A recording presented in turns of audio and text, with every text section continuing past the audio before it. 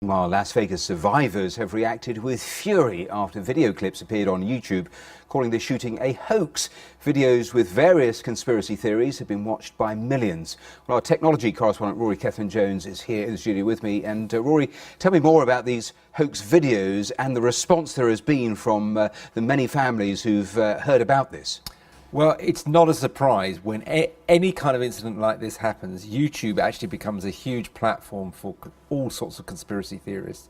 9/11, there are tons of conspiracy theory videos up there, and very quickly on this occasion, a similar thing happened. The kind of conspiracy theories being promoted were false flag. The idea that the whole thing was staged by the government in some extraordinary way.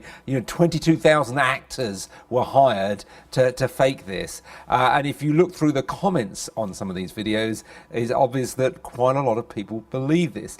I think, though, what's really concerning is not that these videos exist, that's disturbing enough, but that in some cases they appear to be promoted by Google, by YouTube sort of algorithms, that you put in a search for information about this event and up at the top comes not the real news but the fake news. I'll come to the response from the authorities in a moment or two, but in terms of the response from the families, what has been said? Well, it's completely obvious how distressing it is if you've been caught up in an incident like this. They've said, we know what the truth is, we were affected, we've had loved ones shot.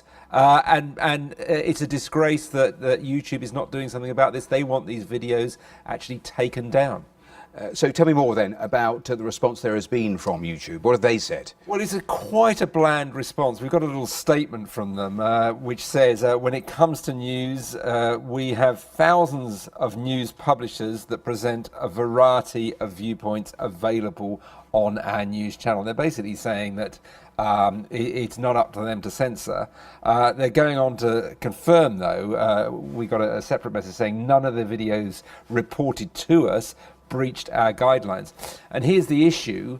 Google, YouTube, other web publishers feel that it's not for them to actually determine what sort of quotes news content we receive and to act as a kind of censor. But what a lot of people are asking is it their responsibility to decide what is promoted? Well, exactly. I mean, you mentioned other platforms because this is something not just that affects YouTube. Other platforms have been grappling with exactly the same issue and controversies, haven't they? Yeah, this is an issue that we've seen explode over the last year, particularly in relation to last year's US presidential elections. Facebook under the spotlight this week. In the early stages, amongst the trending stories popping up on Facebook were posts from 4chan, a kind of notorious forum for people with very extreme views, top stories giving inaccurate information about who was involved in this incident and what their motivations were. And Facebook and Google alike basically blaming their algorithm, saying, difficult for us, it's the computer has decided this. Although we have heard from Google today that they have been tweaking their algorithms to try and deal with this issue.